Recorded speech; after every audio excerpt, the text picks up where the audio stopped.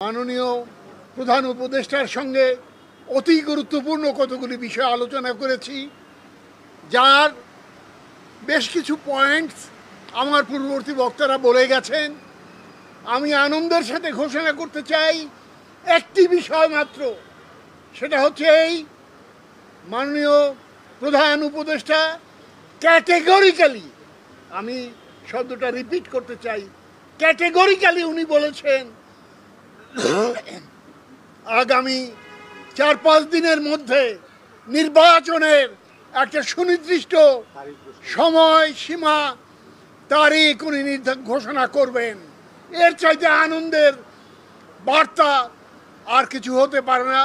আমি মনে করি আজকের আমাদের আলোচনার সবচেয়ে ফলপ্রসূ সাবজেক্ট হচ্ছে এইটা, যে মাননীয় প্রধান উপদেষ্টা আজ দেশব্যাপী যে সমস্যা এবং সংকট, যে অরাজকতা, যে নৈরাজ্য, তার সমাধান করবে নির্বাচন, এবং একমাত্র নির্বাচনই হচ্ছে সমাধানের একমাত্র পথ।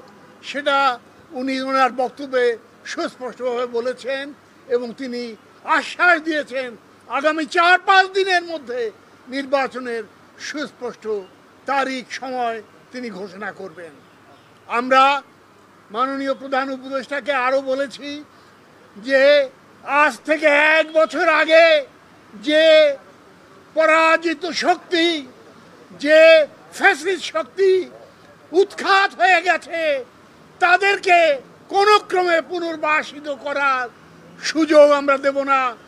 আপনার প্রতি আমাদের অনুরোধ এবং আমাদের আস্থা জ্ঞাপন করে বলছি যে আমাদের এই ঐক্যবদ্ধ শক্তির দ্বারা সেই ফ্যাসিস্ট শক্তিকে চিরতরে নির্মূল করে একটি নির্বাচনের মাধ্যমে জনগণের গণতান্ত্রিক অধিকার পুনর্বাসিত করা এবং একটি সরকার কায়েম করা আজ আমাদের একমাত্র লক্ষ্য, এবং মাননীয় প্রধান উপদেষ্টা সেক্ষেত্রে একমত হয়েছেন।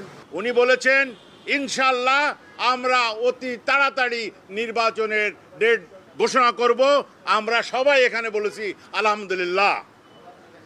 এবং আমাদের আরেকটা কথা বলেছি, আমরা বলেছি যে আপনাকে সুষ্ঠু নির্বাচন করতে হলে মাঠ পর্যায়ে সমস্ত পর্যায়ের যারা ডিসিএসপি আছে চেক করতে হবে, এবং ইনঅ্যাক্টিভ যারা অ্যাডভাইজার আছে তাদের আপনি বাদ দিয়ে অ্যাক্টিভ পারসন বাংলাদেশে অনেক আছে, যোগ্য অভিজ্ঞ লোক আছে, তাদের নিয়ে আপনি সম্প্রসারণ করেন।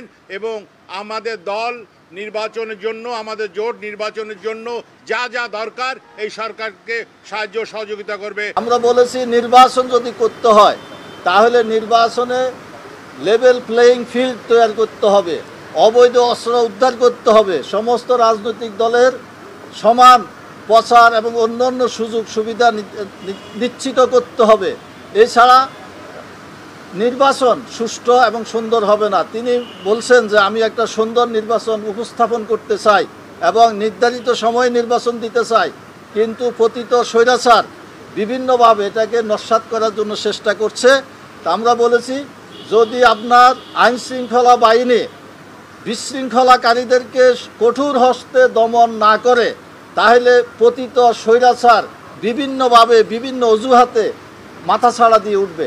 তাই কঠোর হস্তে বিশৃঙ্খলাকারীদেরকে এবং ফেসিবাদকে দমন করার জন্য আমরা প্রধান উপদেষ্টাকে বলেছি।